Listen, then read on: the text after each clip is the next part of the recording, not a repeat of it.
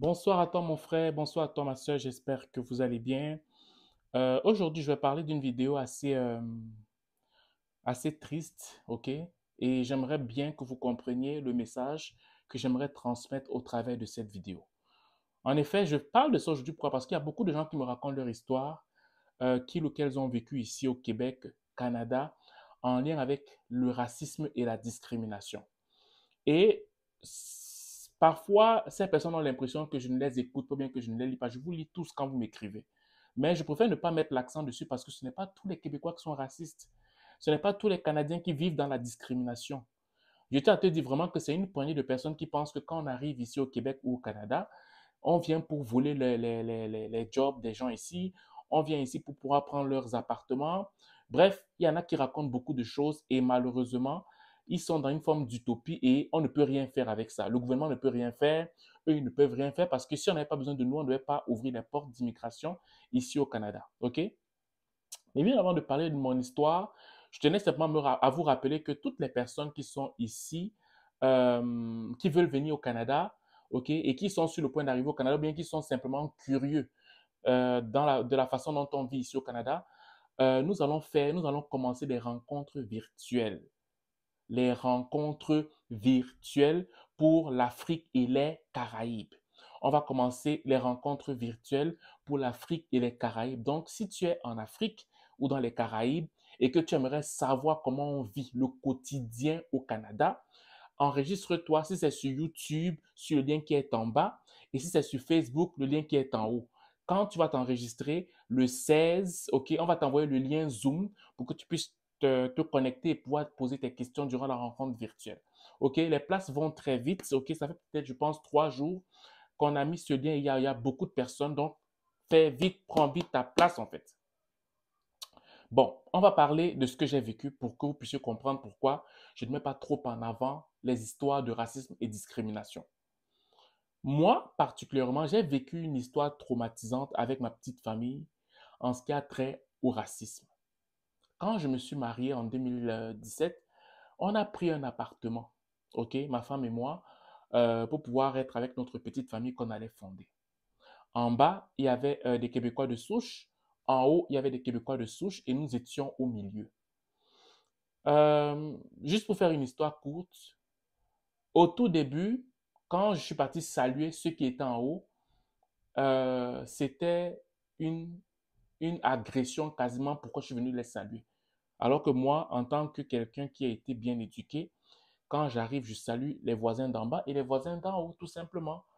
Quand je suis venu pour saluer le monsieur en haut, son partenaire a dit, ah non, non, pourquoi tu le salues? Ne le salue pas, ok? Oui, oui, bonjour, on sait que vous êtes là, bonne journée. Comme ça. Bon, je me suis dit que bon, ces messieurs-là ne veulent pas me rencontrer. Par conséquent, je vais continuer ma route sans problème. Ce qui fait en sorte que maintenant, tout ce qu'on faisait était devenu une, était devenu comme, comment dirais-je, une, euh, une, euh, une quête de curiosité. Quand on est assis dans notre cour arrière, on nous guette au travers des fenêtres. Quand ma femme est assise en avant ou bien quand elle veut sortir pour aller faire des courses, on la guette.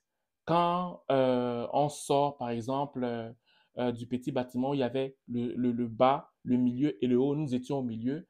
Quand on veut sortir, le monsieur, il descend de la porte de son appartement, il frappe fort la porte centrale. Vu que nous, c'était nous, comme on avait la place du milieu, c'était nous qui devrions déneiger les escaliers. On ne déneigeait jamais bien pour eux. Ça veut dire que c'était toujours des moyens, des prétextes, ok, pour pouvoir créer des problèmes, ok. Et ce monsieur, il était très agressif, ok, ce couple-là. Il était très, très, très agressif et quand je n'étais pas là, ma femme, quand elle marche comme ça, les messieurs commencent à taper fortement notre toit. Ouais, je veux dire, leur sol. Ils tapent ça tellement fort que ça crée de grands, grands bruits. OK? Et quand on le dit au propriétaire, le propriétaire fait comme si on ne parle pas de quelque chose. OK? On raconte du n'importe quoi. Je te prends un exemple. Une fois, les messieurs, ce que je vous ai raconté avant là, c'était comme quelque chose qui était devenu normal. Intimider tout le temps, accuser au propriétaire que genre ne fait pas ceci, cela. Une petite chose qu'on ne fait pas, le propriétaire a déjà reçu une photo comme quoi on ne fait pas quelque chose. Si on est à l'extérieur de l'appartement, on va texter le propriétaire et le propriétaire va nous écrire pour nous dire que mais vous êtes à l'extérieur, vous faites de bruit. On va dire au propriétaire qu'on n'est même pas là, ok? Ou bien quand on dort, le matin, le propriétaire nous écrit pour dire que ben, on nous a dit que toute la nuit vous avez fait de bruit alors qu'on était en train de dormir depuis 20 heures. Vous voyez des trucs à répétition comme ça, des trucs à répétition comme ça, des trucs à répétition comme ça. Et à chaque fois, quand nous, on essayait de parler du fait que on nous harcèle, le propriétaire n'écoutait pas. Mais quand eux, ils prenaient un mensonge pour envoyer au propriétaire, le propriétaire écoutait. OK? À un niveau tel qu'à un moment donné, un jour, moi, j'étais dans la chambre parce que ces messieurs-là le faisaient beaucoup plus quand je n'étais pas là. Ils intimidaient beaucoup ma femme. Un jour, j'étais dans la chambre. Ils ne savaient pas que j'étais présent. Ils attendaient ma femme, genre, à l'entrée parce que pour eux, ma femme avait garé très proche de leur voiture. Fait que là, je vois comment ma femme a peur de sortir de la voiture parce qu'elle se dit que les messieurs là vont lui faire quelque chose. Je suis tellement devenu colérique que je suis sorti de l'appartement avec toute la colère. Heureusement que ma femme m'a retenu parce que si elle ne me retenait pas, je ne sais pas qu'est-ce qui allait se passer. Parce que je vivais tellement d'injustice, tellement de mépris, tellement de choses que le propriétaire prenait toujours leur parti. OK? Et quand on venait juste d'arriver, il y avait un locataire qui était en bas, un Québécois de souche, avec qui on n'avait aucun problème. Il est parti un an après parce qu'il ne supportait plus tout ce qui arrivait, parce que lui aussi, il était témoin de ce racisme, cette discrimination. Quand celui qui est venu remplacer celui qui était en bas est venu, au départ, on était correct, mais les messieurs d'en haut sont partis corrompre celui qui était en bas pour que les, tous là, propriétaires, locataires du bas et du haut, puissent avoir une forme de haine viscérale contre nous. OK? Et ce qui les dérange, c'est que quand on changeait de voiture, eux, ils n'avaient pas de nouvelles voitures. Par conséquent, ils avaient des anciennes voitures. Vu qu'ils nous voyaient changer de voiture, tout à coup, eux aussi sont partis prendre des voitures neuves. Vu que c'est nous qui avions le stationnement dans l'immeuble, ça les énervait. Ils garaient toujours à proximité, de telle enseigne on puisse garer des fois difficilement. Ou bien si on garait, par exemple, quelque part sur la rue où tout le monde peut garer, mais sur les places où eux, ils garaient d'habitude, ça devenait un problème, même si c'est une place publique où tout le monde peut garer. Bref, tout ça là faisait en sorte qu'au final, ils nous ont amenés au tribunal 4 fois avec des mensonges. Vous voyez? Je veux dire, tellement ça ne se cachait plus que ils parlaient fort qu'on entende les coups monter. Ils étaient en train de faire des coups montés sans se cacher. C'est des gens qui, faut commencer, oui, on va dire ça comme ça, on va faire comme ça. On entendait tout ce qu'ils disaient. Ou le propriétaire venait, ils s'assoient, ils font une réunion contre nous. On entend ce qu'ils disent. On entend ce qu'ils disent. Mais ils s'en foutent, ils le font exprès pour qu'on puisse être traumatisé. Et ça a marché. Ça a marché. OK? Et là, ils font des coups montés. Première fois, ça ne passe pas. Quand ça ne passe pas, ils deviennent encore plus violents au niveau des agressions et toutes ces choses. Si par exemple, je m'en vais me laver, ils vont ouvrir tout leur robinet où ma femme va se laver. Ils vont ouvrir tout leur robinet pour que l'eau ne soit plus chaude, mais qu'elle devienne froide. Oui. Ou quand mon enfant pleure la nuit, ça devient des bruits, commence à taper le plafond et tout ça parce qu'un bébé pleure. Et il faut qu'on fasse taire notre bébé.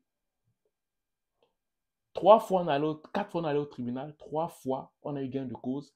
La quatrième fois, malgré toutes les preuves qu'on a données au juge, malgré toutes les preuves, eux, ils n'avaient aucune preuve. Tout ce qu'ils avaient, c'est qu'ils se sont rassemblés entre eux pour aller donner je vais dire un mensonge devant le juge. Et le juge, malgré le fait qu'on a, qu'on a donné toutes les preuves, il ne nous a pas cru. Il a cru à ceux-là, n'ayant aucune preuve. Et ce qui a énervé le juge, c'est que nous, on a demandé un dédommagement depuis près de 4 ans. Oui, on a demandé, et c'est ça, ça a énervé. Il dit, mais pourquoi vous demandez un si gros montant? C'est ce que le juge nous a dit. Donc, quand j'ai vécu tout ça, j'étais traumatisé. Parce que le but de ce propriétaire, c'était qu'on se retrouve à la rue. Et lui, quand on nous a dit de sortir, on nous a donné, je pense, un mois pour sortir, comme ça. par la grâce de Dieu, en même temps, je cherchais une maison.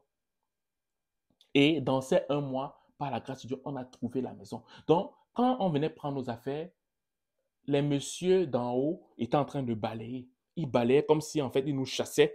Ils jetaient la poussière sur nous comme ça.